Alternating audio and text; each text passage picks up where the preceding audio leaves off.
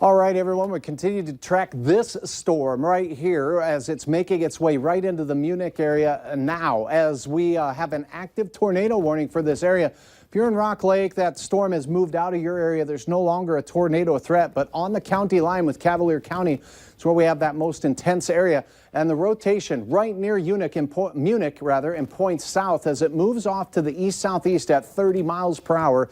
A dangerous storm that has a history of putting a tornado on the ground just 1 mile to the east of Rolla. We're also watching this other hot spot making its way into Candu, an active severe thunderstorm warning for that area.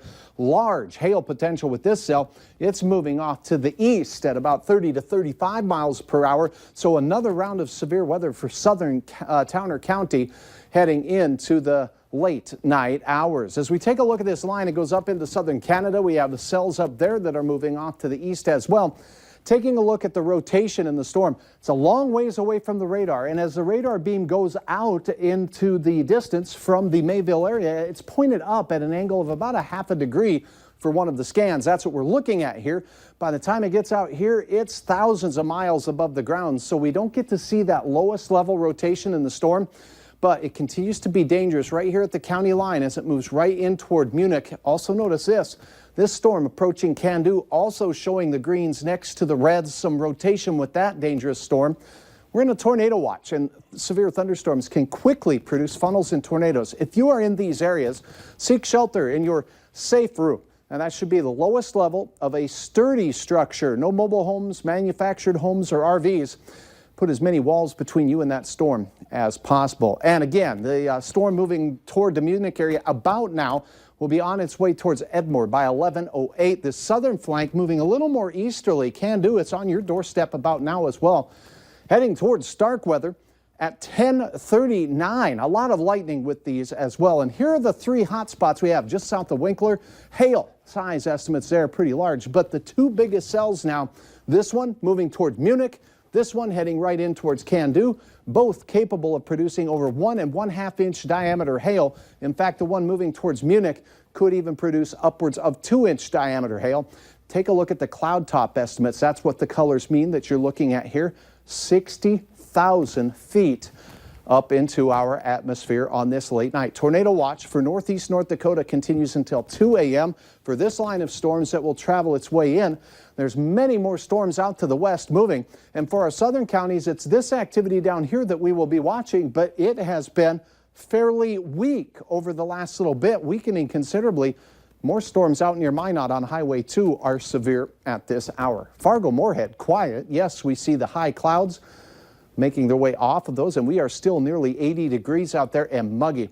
63 is the dew point, so sticky air, and our winds gusting from the southeast at around 37. Now, contrast that with areas in the Northern Valley, and we have video that's been shared with us by our friends up in the Starkweather area. So if we can pull that up and play it at your convenience there in the control room, we'll show folks what's going on out there with their skyline. Oh, we'll grab that for you here in a moment. There it is. So basically persistent thunder and lightning. And on this video, you can see the cloud base underneath there. And that's where we watch as storm chasers. There's a lowering of the cloud base right over the word Candu. Rotating storm making its way through. That's the updraft and dangerous part of that particular storm. All right, temperature 80 in Jamestown, 77 in Roseau, 75 Fergus Falls, and 73 in Wadena this hour. Here's a forecast. The most active weather continues to move east as we go through the midnight hour. Could see an explosion of rain and thunderstorm activity in the south. In the south, these storms down here will bring a good chance that once we get through the midnight hour or so, moving through the FM area with a lot of gusty winds and possibly some hail. And as we go through the wee hours of the morning between 2 and 4, this should all exit through northwest Minnesota and be out of here heading into the Arrowhead, leaving us mostly dry with a few scattered showers and temperatures still near 70 degrees to start our late week day.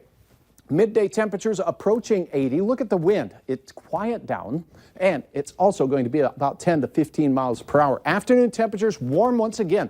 Mid-80s for many in the Southern Valley. A little cooler in the far north, the mid to upper 70s there.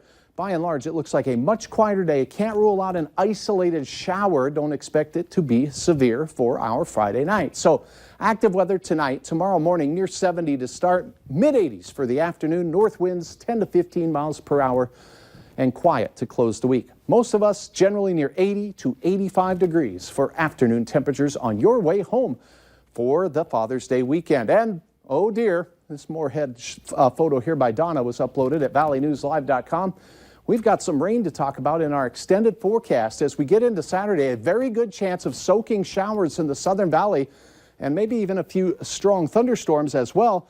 But a better chance of very wet weather again on Sunday. So cooler 70s for Dad this weekend, drier for most of next week. In the meantime, an active night tonight. It is, and we'll be on top of it right here. And download that weather app from VNL Weather. That'll keep you ahead of the storm as well. It will. Thanks, Hutch. Yeah.